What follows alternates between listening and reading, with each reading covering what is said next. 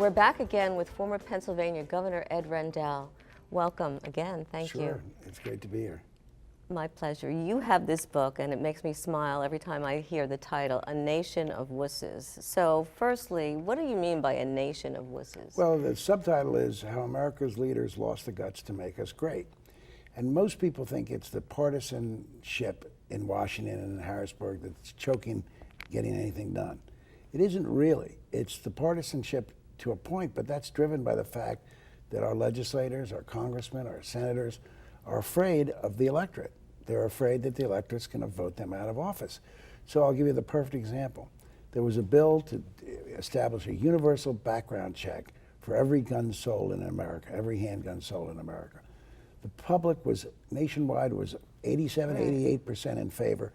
NRA members, 72% in favor. But 45 senators, enough to block it because it needed 60 yes votes, voted against it.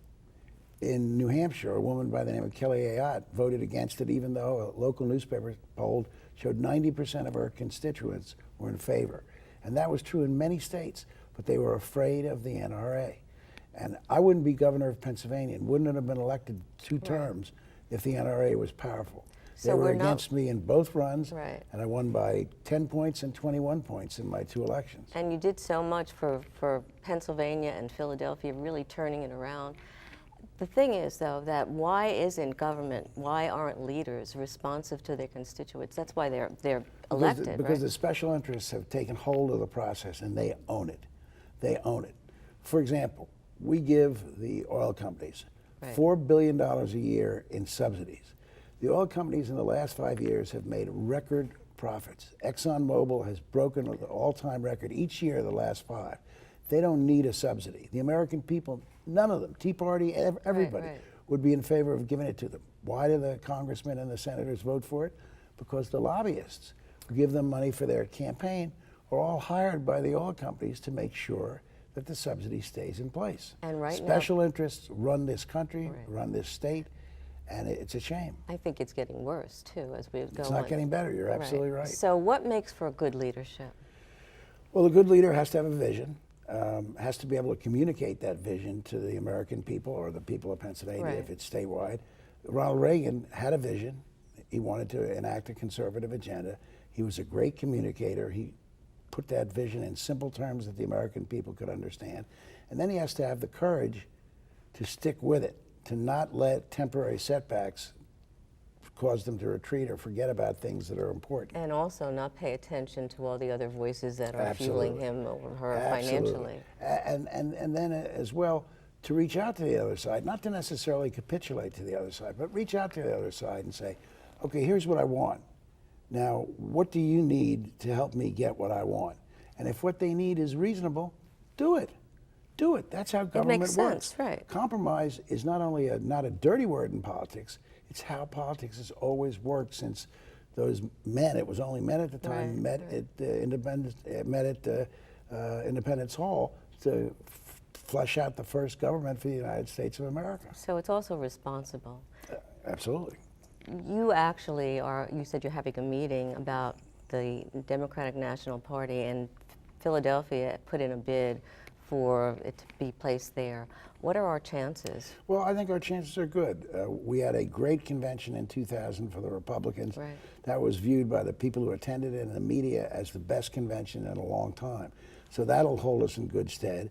We've got the strong support of Mayor Nutter. He's on board. The elected officials of the region are on board. The business community is on board. And you know, I want to dispel one notion. There are some people who say, well, the Pope is coming in 2015, and we're going to spend a lot of money and a lot of resources getting ready for that visit. So we really can't do the convention in 2016. But that's the old-time Philadelphia thinking. We can do anything we want. We're a big city. We're a major league city.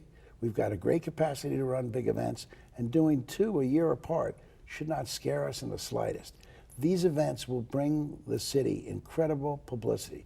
And revenue. And revenue. Publicity, though, because every delegation, the Oregon delegation, the Iowa delegation, they bring their local TV stations with them, and there's not a lot of news, so they do features about the host city. To pay for that type of advertising would cost us $95 to $100 million, and we get that for free. So these events are important to us. It stamps in everybody's mind, this is a major league city. We're right up there with LA, Chicago, and New York, and we should be. So hopefully that's going to happen too. And Absolutely. will you find out by And Monday? we're marshaling all of our resources. Karen Kunkel is going to put together a young people's great. event to help us raise money for the convention. Now- She doesn't know it yet. I've just told her. You also have been a mentor, not just to Karen Kunkel, but to so many other people. You teach at the University of Pennsylvania about leadership. Tell us a little bit about that. Well, I teach about executive leadership and what you have to do to be a strong leader and move the issues that you care about along. And I teach, same reason I wrote the book. I want to inspire young people to get into public life, to get into public service. I tried to tell them in the book, I say, the 40 years since I got out of law school, I never made anything society would call real money, and I never missed it for a minute, because I get up every morning knowing that I'm going to use my talent and energy to make people's lives better, and that's an incredible feeling. And would I do it all over again? You bet.